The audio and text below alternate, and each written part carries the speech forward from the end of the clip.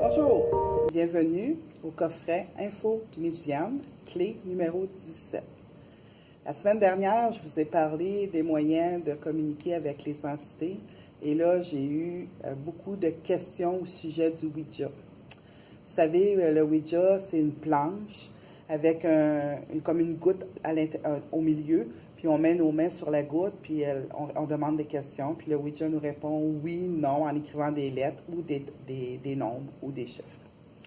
Les gens me disent, pourquoi Joanne, t'es contre le Ouija? Je vais vous expliquer d'une façon très, très courte.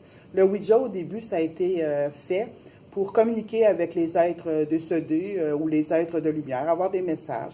Puis c'était fait un peu en jeu. Moi, je dis toujours que le spiritisme, la médiumnité n'est pas un jeu. C'est quelque chose de sérieux. C'est quelque chose que ça prend de l'encadrement. Dans le temps de la guerre, ils ont réinventé le Ouija. Ils l'ont modifié, mais en lui donnant une intention de communiquer avec les êtres décédés à la guerre. Les femmes, les mères, prenaient le Ouija pour communiquer avec leurs enfants, leurs fils ou leur mari décédé. On peut comprendre que lorsqu'on décède à la guerre, c'est pas nécessairement facile. On n'est pas nécessairement, on n'est pas lors d'une maladie qu'on voit venir la mort et tout ça. C'est dramatique, c'est tragique et c'est surprenant.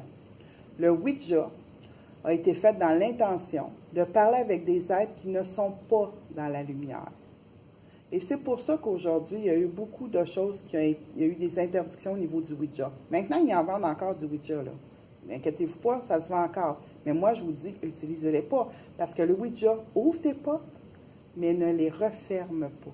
Donc, vous pouvez vraiment être prise ou prisonnier d'une entité que quelqu'un aurait fait venir, puis qui n'est pas passé dans la lumière, puis qui veut rester chez vous parce qu'il commence à vous trouver pas mal fin, pas mal bon. Puis le Ouija, ce qu'il fait aussi, ils vont vous donner un paquet de vérités.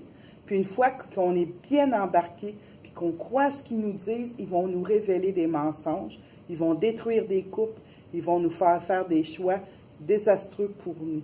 Alors moi, je dis à tout le monde d'éviter le Ouija. Il y a d'autres façons de faire qui ressemblent à le Ouija, mais que ce n'est pas du Ouija, que c'est fait dans la lumière avec des anges, avec des cristaux, avec un verre de cristal, avec une lumière, avec des prières et tout ça. Fait que pour le Ouija, je le répète, pour moi, ce n'est pas un accessoire à utiliser pour communiquer avec nos êtres chers décédés, les anges, les guides ou les maîtres. Alors, je vous remercie pour cette semaine et on se revoit la semaine prochaine. Bonne journée.